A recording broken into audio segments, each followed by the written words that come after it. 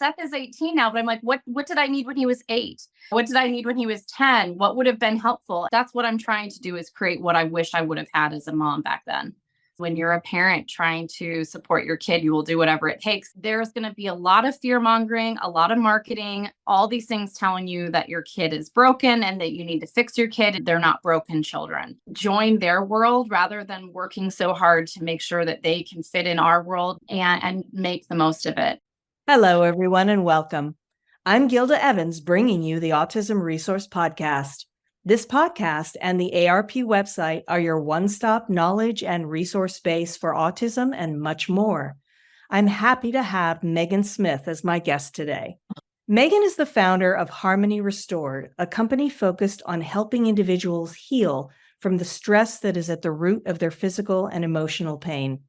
Megan is also president of Guiding Arrow Nature Camp, a nonprofit regenerative farm and healing retreat center specializing in providing transformative outdoor experiences in a safe and nurturing community for children and young adults on the autism spectrum and their families. Welcome, Megan, and thank you so much for taking time to join me today to discuss your terrific organization. Hi, thank you. I'm so happy to be here. To get going, what led you to pursue a career in holistic healing? So my son, he is 17 now, almost 18.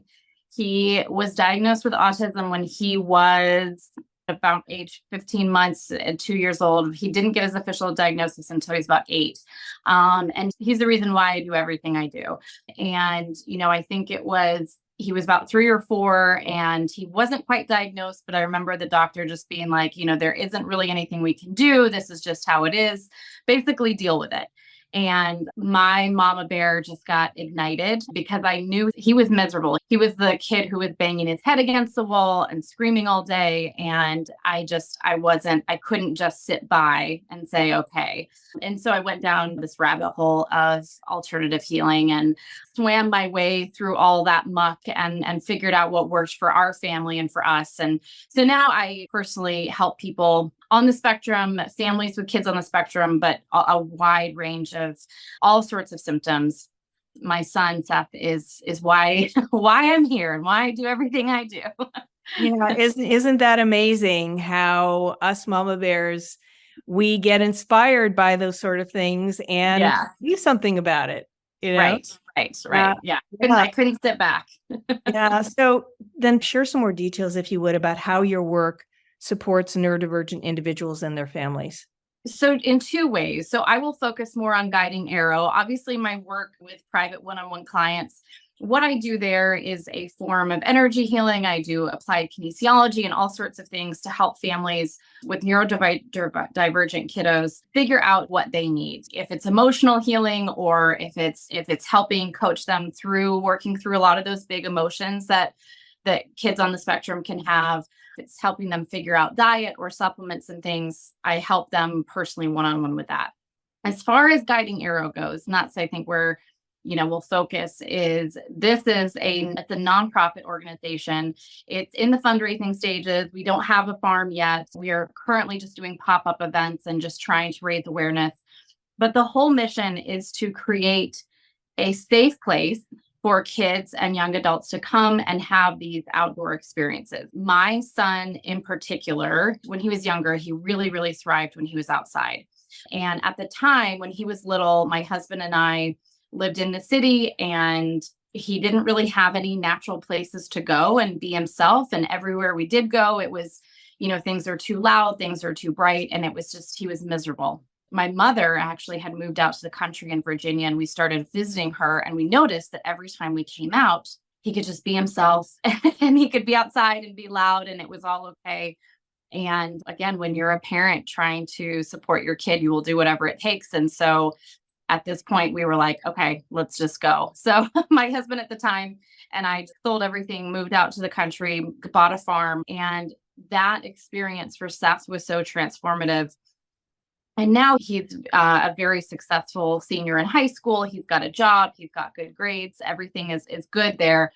But about a year and a half ago, my kids were all talking about that experience of living on the farm. And they were just like, Mom, we need to do this. Like, we need to do this for other kids. Like, they were just talking about reminiscing. It was such a great experience that was. And they were like, do you think we could do that? Could we like start, like open like a camp for kids on the spectrum that could come and families could come too? And I was like, yeah, I've got 6 kids and run a business. So like, sure, let's start a nonprofit too. So yes, the mission of this is to support neurodivergent families where you can come to Guiding Arrow, be out in nature and be able to be yourself. All your quirks, all of your weird things, like bring it out. We all get it. We all love you. We all support you. And creating a really non-judgmental environment for kids to come out and learn not just social and emotional skills, but also learn life skills. So how to navigate the woods, foraging, building a fire, kayaking, hiking, like all of these experiences that can be difficult otherwise, but to create a space where it's safe for them to come. So we're planning on having weeks for kids specifically on the spectrum, and then we have weeks specifically for the whole family to come out. So depending on if your child is comfortable being alone or not, you still have those options of coming out. Oh, that sounds fantastic. I mean, I'd like to go. Right, right. Well, Yeah. that was the whole point. It's like, what did I need? Seth is 18 now, but I'm like, what did I need when he was 8? What did I need when he was 10? What would have been helpful? And this is what would have been helpful Yeah. is somewhere where I could go. Because I think for me, I always felt like I had to be careful about where we went or what we did. And I wish I had somewhere to do this. So that's what I'm trying to do is create what I wish I would have had as a mom back then. Right. Now, obviously, the camp is an in-person experience. And you did say that you are fundraising. So is the goal to have this camp available to families and individuals who might be a little more financially challenged and might not be able to afford to pay for it themselves? What is the vision? How will that work? So the vision is to have this on a sliding scale basis so that this is completely accessible to all families. Essentially, we would love to have enough donations where this is actually free, 100%. As of right now, we're not there yet. So I have to say, let's keep it on a sliding scale. And that's where, we're just trying to raise awareness and get in the right hands of a donor because we all know having a kid on the spectrum or being on the spectrum yourself or whatever it is, it's financially difficult. There's a lot that goes into it. And I would love it if we could fundraise enough so that the families can just come and it's not any sort of financial burden whatsoever. So yeah, and that's part of it. And we want to set up a kind of like a work trade. So if they are local to the area we're in Virginia, then they would be able to come and work in the community garden and do different things to, help pay for their child's spot at the camp. Oh, I think that's terrific. Yeah. Now you're in Virginia, but you are obviously open and welcome anyone from anywhere, that can come to the area and enjoy the camp.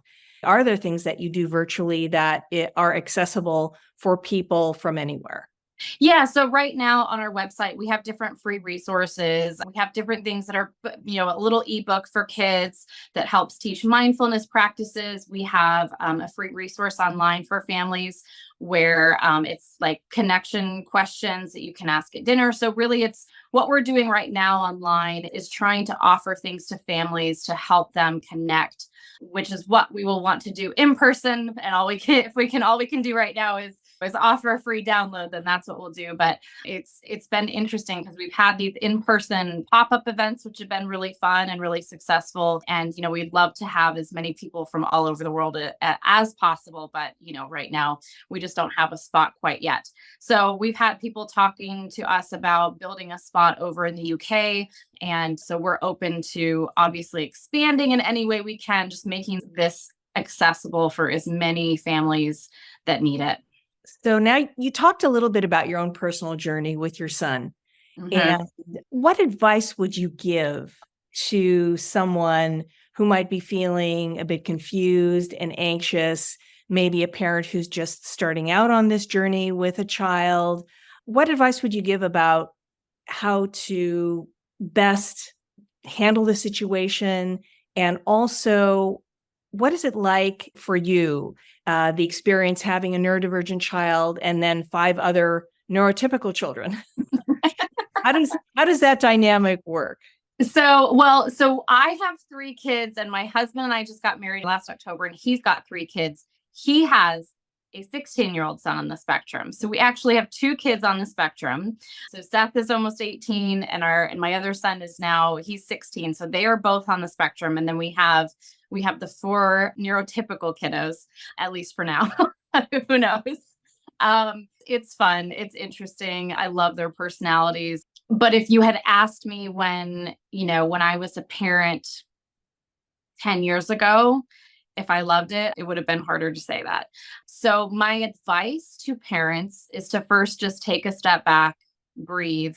There's going to be a lot of fear mongering, a lot of marketing, all these things telling you that your kid is broken and that you need to fix your kid and you need to do all these things. And I did that. I did all the things.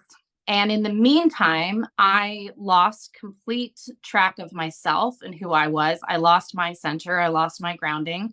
And my own physical health started to decline pretty rapidly. And if I could go back, what I would have done is found a community. So here in Virginia, if you're local in the Charlottesville area, the Guiding Arrow runs a support group. Find a parent support group if you can, because those are the people that get it, and most people don't get it. And I just remember that being really difficult. It was really just me and my kid's dad were the only people who really understood how to deal with this. So we never went out. I never went out and did things. I was always the caretaker. I never had babysitters. And I have to advise against that.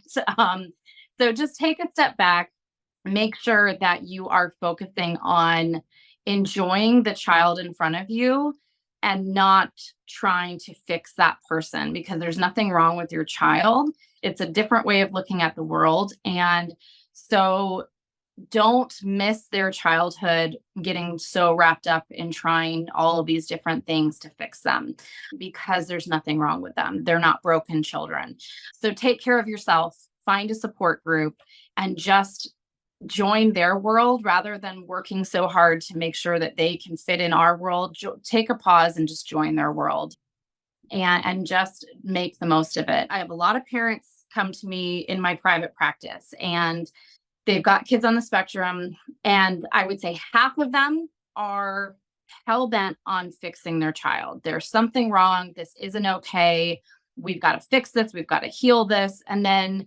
And those are the people that are suffering the most. And it's not because their child is the worst off. It's because of their mindset around their child. And, a lot of times I will just be talking to the mom and I'll say, you say all these things, they're not talking and this and that and the other. And I'm like, how is your child? Is he frustrated? Is he upset? Does he seem just angry and all these things? No. Okay. I want you to hear that your child is actually okay. Your child is happy. Your child is doing okay. They're not talking, but emotionally, your child is in a good space. So maybe there's actually nothing to fix here. And so a lot of times I end up supporting the parents and helping them, kind of just coaching them through coming to the present moment and coming to really accept their child for who they are, and in turn really accepting themselves for who they are, because we can't accept others until we accept ourselves. And so I think that's one of the biggest things that I'm constantly talking to clients about, is changing the mindset that there's nothing wrong. It's just different. And we have to learn how to adapt to that. And that this child is so incredible and has so many gifts, and let's celebrate this instead of trying to fix it. Well said. Really, I agree with you 100%. It's all about perspective and attitude.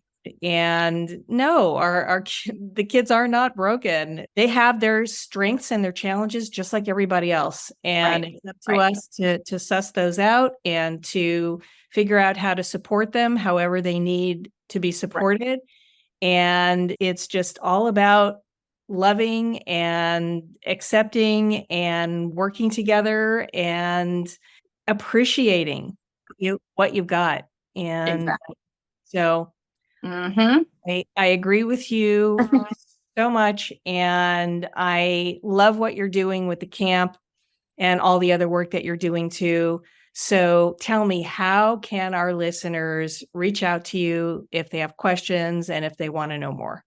Yeah, so just our website is a great place to start. That's guidingarrow.org. So that's www.guidingarrow.org. So that's a great place. We've got our social media links on there. You can download free resources on there. Instagram is the other great place to get in contact with us. And that's just Guiding Arrow Camp. But again, you can get to that right through the website. So that's where to start. Well, thank you so much, Megan, for your time and for sharing your story with us today. Absolutely. Happy to be here.